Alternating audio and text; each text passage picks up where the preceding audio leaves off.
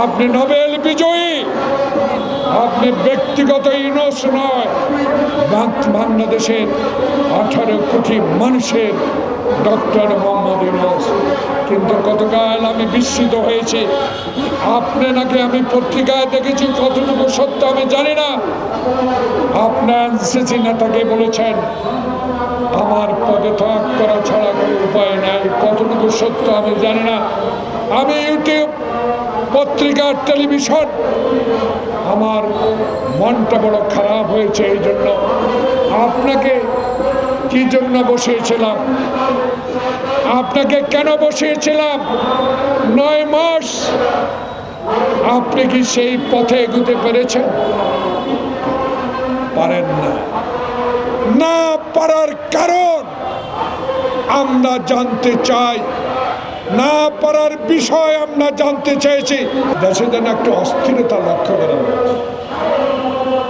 এই অস্থিরতার মূল হোতা কারা? এই অস্থিরতার সৃষ্টি কারা করছেন? কারা নির্বাচনকে দেরিতে করতে চাচ্ছেন? এই বিষয়গুলো তো আমরা আপনার মতো মহান ব্যক্তির কাছে জানতে চেয়েছিলাম। আপনি নাকি বলেছেন জুলাইতে নির্বাচন হবে। জুলাই হবে না, ডিসেম্বরে হবে। রোড ম্যাপটা দিলেই তো যারা আন্দোলনে ছিলাম, যারা হাসিনার আমলে আয়না করেছিলাম, যারা আন্দোলন করে লক্ষ লক্ষ মামলা খেয়েছেন, তারা আপনার সাথে বসতে পারত। কিন্তু এখনো তো নির্বাচনের ম্যাপটা ঘোষণা করলেন না। তাই আমাদের সন্দেহ, তাই আমরা মনে করি এই অস্থিরতার কারণ আপনারা যদি সৃষ্টি করে থাকেন, তাহলে অস্থিরতার জন্য বাংলাদেশ জাতীয়তাবাদী দল কোনোদিনও দাবি, কোনোদিনও গ্রহণ করবে না।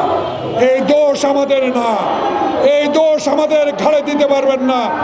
কারণ আমরা তো আপনার কাছে নির্বাচন চাই। সংস্কার করেন, এমন সংস্কার করেন না যে সংস্কারের মধ্য দিয়ে করিডোর হবে, চট্টগ্রামের বন্দর অন্যের হাতে চলে যাবে।